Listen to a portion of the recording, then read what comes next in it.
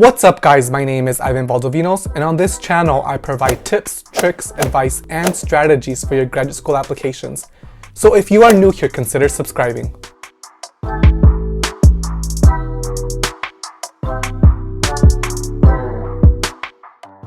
In today's video, I am going to provide you with the January checklist of items you should consider for the next steps in your graduate school application. One of the items on the checklist is to hit submit on those applications. At this point, you should either have already submitted your applications in December or in early to mid-January. So for those who already submitted, congratulations.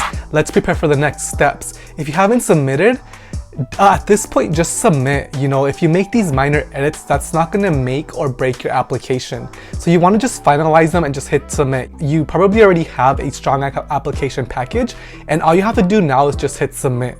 So I encourage you to submit now, that way in case there is some technical difficulties later on as you near your deadline, you're not faced with the challenge of not submitting on time. After hitting submit, the next step is for you to apply for financial aid. This is more for US student applicants, and so I encourage you to submit a financial aid application, the FAFSA, because it's going to help you with loans. The best loans to take out for graduate school are federal loans instead of private loans. So I suggest that you apply for financial aid via the FAFSA website.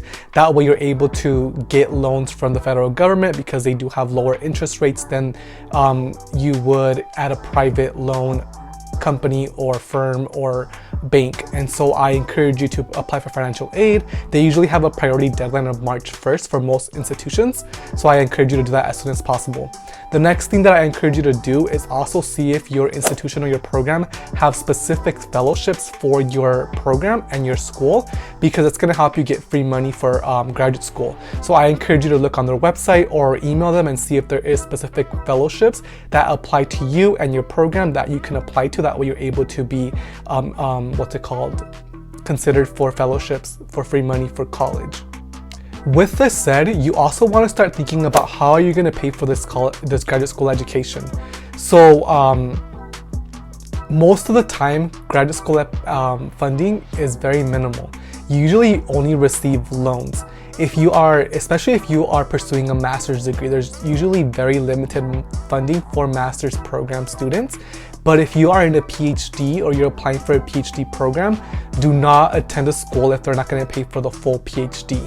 That's some of the piece of advice that I received when I was applying for PhD programs and just graduate school in general, that most PhD programs usually have full funding for their students. So do not attend a school if they are not going to provide you with full funding. So start thinking about that financial plan. How are you going to pay for this graduate school education?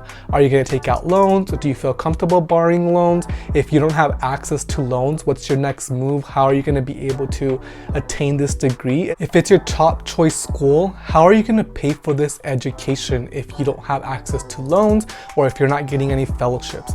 So I encourage you to think now about that financial plan that's going to help you either get a free education, a master's degree or a PhD, or help you attain that degree that's your top choice school. The last thing I want to talk about in this section here is searching for outside fellowships. It's very limited, like I mentioned earlier, for graduate education to get fellowships, and most deadlines have already passed. Me personally, I already applied to 2 US fellowships and those deadlines already passed. So I encourage you to still do that research now and then prepare for that next following year, those next following years. Which fellowships are you going to apply to? Have a list now. That way you're able to apply to those before the deadline in the next round. So after hitting submit, the next step is usually interviews. This is mainly primarily for a PhD program, but I experienced an interview at a master's program as well. So I encourage you to start thinking about the interview phase, review the website, see when you should hear back from them regarding interviews, and start making that preparation now. So some of the ways to prepare now are to print out your application documents and then just to check the dates that you should hear back from each program.